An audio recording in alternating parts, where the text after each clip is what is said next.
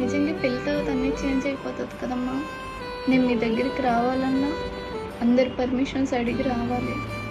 అక్కడ నాకు నాన్నలా చూసుకోవడానికి ఎవరు ఉండరు కదా.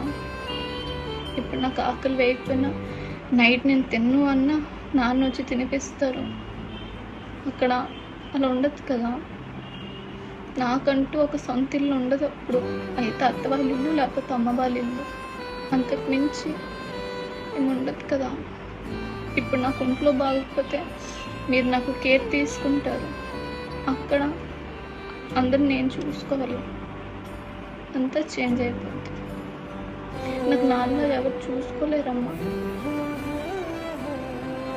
నేను అడ్జస్ట్ అవ్వలేకపోతే ఇప్పుడంటే నాకేమైనా కావాలి అంటే నాన్నకు అడుగుతాను, వెంటనే తెచ్చిస్తారు.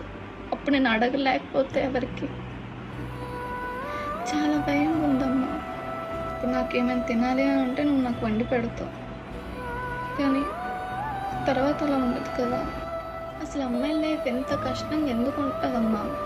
పెళ్ళి చేసుకుంటే వేరే వాళ్ళ దీంట్లో బ్రతకాలి, పెళ్ళి చేసుకోకపోతే 100 మంది 100 రకాలుగా అంటారు. అమ్మాయిలో ఏమైనా ఫాల్ట్ ఉందా, లేదంటే లైఫ్ అంతా ఇలా కూర్చొని పెడతావా నీ కూతుర్ని అనేసి నాన్నకు అంటారు.